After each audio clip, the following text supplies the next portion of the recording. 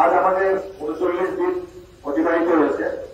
আজ আন্দোলনের আর ৫ দফা দাবি স্বচ্ছতা এই দীর্ঘ বিষয়ে বহু অগ্নি পরীক্ষার সম্মুখীন হয়েছে।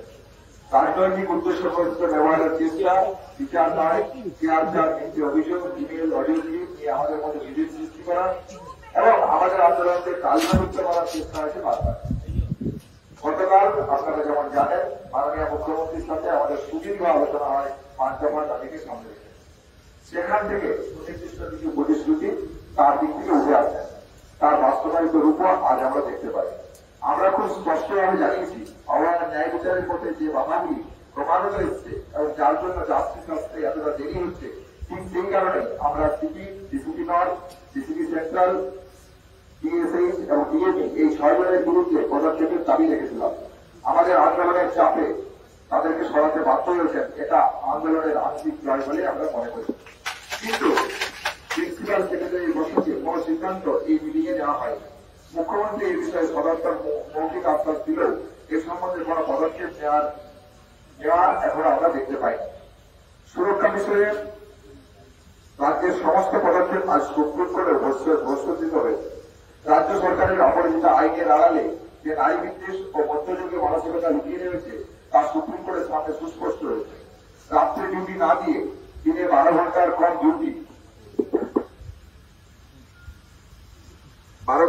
ডিউটি এবং তাদের স্বাধীনতায় হস্তক্ষেপ করে নারী পুরুষের মধ্যে বিভেদের যে সৃষ্টি, তা আমরা মনে করি মহিলাদের সুরক্ষার পরিপন্থী এবং এই বিধান অবিলম্বে সরিয়ে নেওয়া উচিত বলে আমরা মনে করি।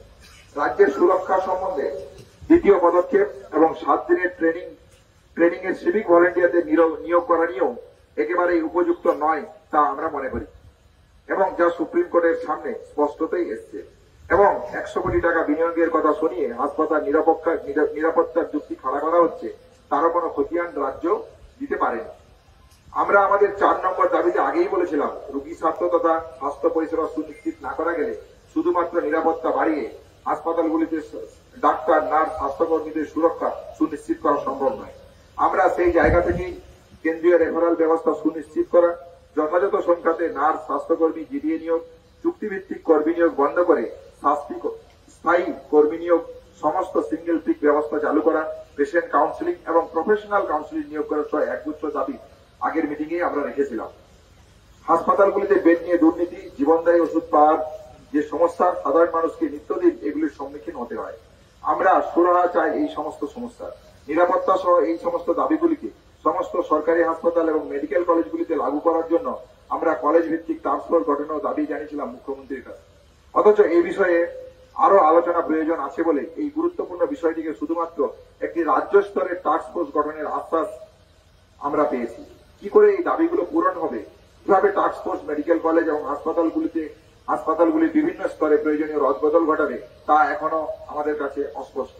আমরা চাই অবিলম্বে মুখ্যমন্ত্রীর প্রতিশ্রুতি অনুযায়ী রাজ্যভিত্তিক টাস্কফোর্স গঠন করার নোটিশ জারি করা হোক এবং তত্ত্বাবধানে প্রতিটি মেডিকেল কলেজ, হাসপাতাল স্তরে কলেজ ভিত্তিক টাস্কফোর্স গঠন করার এবং তাতে জুনিয়র ডাক্তারদের যথাযথ প্রতিনিধিত্ব প্রয়োজন।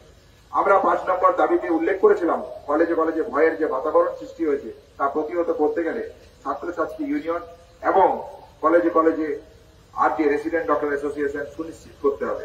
আমাদের অবস্থান মঞ্চে মুখ্যমন্ত্রী মৌখিকভাবে রোগী কল্যাণ সমিতিগুলিকে ভেঙে দেওয়ার ঘোষণা করলেও তা বাস্তবায়িত রূপ আমরা এখনো দেখতে পাইনি।